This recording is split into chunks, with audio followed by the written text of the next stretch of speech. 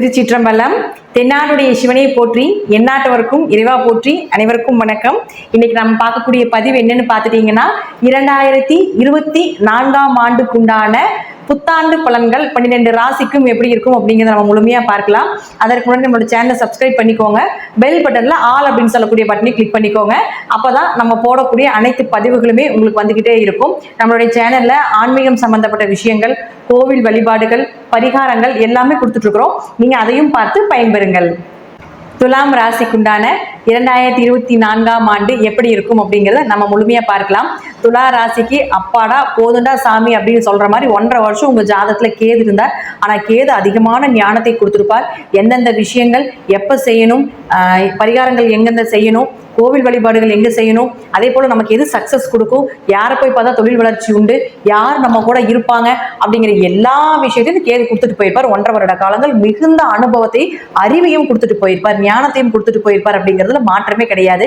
இப்ப கேது பகவான் உங்களுடைய ராசிக்கு 12ஆம் வீட்லயும், ராகு பகவான் 6ஆம் இடம்னு சொல்லக்கூடிய இடத்துலயும் மீன ராசியில இருக்காரு. இது உங்க ராசி. ராகு 6ல 12ல கேது இருக்கும் பொழுது மகாலட்சுமி கடாட்சம் அப்படின்னு சொல்லுவோம். இந்த துலா ராசிக்காரர்களுக்கு இந்த 1.5 வருட காலங்கள் பார்த்துட்டீங்கன்னா மகாலட்சுமி கடாட்சம் உண்டு. மிகுந்த பயனை அடையக்கூடிய ராசியில இந்த ரிஷப ராசி, அடுத்து துலா ராசியும் உண்டு. அதனால துலா ராசிக்காரர்கள் சந்தோஷப்பட்டுக்கலாம். இந்த வருடம் முழுவதும் உங்களுக்கு நல்ல பீரியட் அப்படிங்கிறதுல மாற்றமே இல்லை. குரு பகவான் உங்களுடைய ராசியை நேரடியா பார்த்துட்டு இருக்கிறனால உங்களுக்கு வெளிநாடு, வெளியூர் பயணங்கள், ஒரு நல்ல காரியங்கள், குடும்பத்தில் ஒரு கல்யாணம் பண்ணணும், சுப நிகழ்ச்சிகள் பண்ணணும், குடும்ப தேவைகளை பூர்த்தி பண்ணணும் அப்படின்லாம் நீங்க நினைச்சீங்கன்னா இந்த ஏப்ரல் மாசத்துக்கு முன்னாடியே அதெல்லாமே பண்ணிடுங்க. ஏன்னா ஏப்ரல் மாசத்துக்கு மேல குரு பகவான் 8ஆம் வீட்டுக்கு போய் மறையிறார். அதனால குருவினுடைய பார்வை விலகும். பொதுவாக இந்த துலா ராசிக்காரர்களுக்கு குரு மறைறது நல்லது தாங்க. 3, 6 கூடையவர் இல்லையா, 3 நாளும் மறைவு ஸ்தானம், 6 நாளும் மறைவு ஸ்தானம். அதே 8ஆம் இடத்துல போய் மறையுது. அப்ப 8ஆம் இடத்தில் குரு மறைந்தால் மிகுந்த லாபங்கள் உண்டு. தன லாபங்கள், திடீர் அதிர்ஷ்டங்களை நிச்சயமாக ஏற்படுத்தி கொடுக்கும். அதனால மாற்றமே இல்லை உங்களுக்கு. ஆனா சுப நிகழ்ச்சிகள் பண்றது மட்டும் உங்களுக்கு குருவினுடைய பார்வையில பண்ணும்போது அது நல்ல விஷயங்கள், எந்த தடை தாமதங்கள் இல்லாம நடக்கும் அப்படிங்கிறதா இந்த குரு பலன் அப்படின்னு நம்ம சொல்லுவோம். அதனால குருவினுடைய பார்வை ஏப்ரல் மாசம் வரைக்கும் இருக்கிறதுனால சுப நிகழ்ச்சிகள் எல்லாமே ஏப்ரலுக்குள்ள முடிச்சிருங்க. நல்ல விஷயங்கள் எல்லாமே ஏப்ரலுக்கு மேல தொழில் ரீதியாக இது சம்பந்தப்பட்ட குடும்ப வளர்ச்சி சார்ந்த விஷயங்கள் இதுல எல்லாமே நீங்க செய்யும்பொழுது பல மடங்கான வெற்றி அப்படிங்கிறது இந்த துலா ராசிக்காரர்களுக்கு ஏற்படும். அதே போல ராகு உங்களுக்கு 6ஆம் வீட்டில் இருக்கிறதுனால எதிரிகளை ஜெயிச்சு அங்க எப்பேற்பட்ட பிரச்சனைகளாக இருந்தாலும் நீங்க தான் அங்க தலை நிமிர்ந்து நிற்கக்கூடிய ஒரு அமைப்பை இந்த ராகு பகவான் ஏற்படுத்தி கொடுப்பார். மதிப்பு, மரியாதை, கௌரவம், அந்தஸ்து இதுக்கு எல்லாமே இந்த வருடம் உங்களுக்கு குறைபாடே இல்லை அப்படிங்கிறது தான் முழுமையான உண்மை. அடுத்து 5ஆம் வீட்டுல சனி பகவான் இருக்கார். இங்கே தான் இருப்பார். அப்போ சனி பகவான் இந்த 1 வருட காலங்களும் இங்க இருக்கும்பொழுது 5ங்கிற அதிர்ஷ்ட ஸ்தானம் இல்லையா, அது 5ஆம் அதிபதி, அதிர்ஷ்டத்தை சொல்லக்கூடிய கிரகமே துலா ராசிக்காரர்களுக்கு சனி பகவான் தான். அப்போ அவரே அதே இடத்துல இருக்கும்பொழுது ஒரு இடம் மாற்றமோ, ஒரு வீடு மாற்றமோ, ஒரு தொழில் மாற்றமோ நிச்சயமாக ஏற்படுத்தி கொடுப்பார்.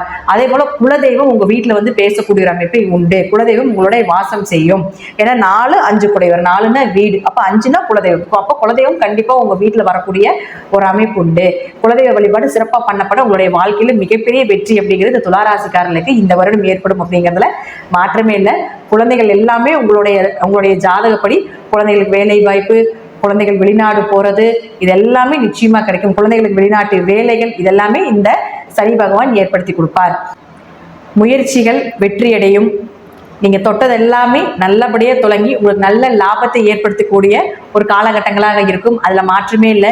நீங்க எங்க போனாலும் பெயரும் புகழும் கிடைக்கும் அப்படிங்கிறதுலையும் மாற்றமே இல்லை. மாணவர்கள் நல்ல மார்க் வாங்குவாங்க.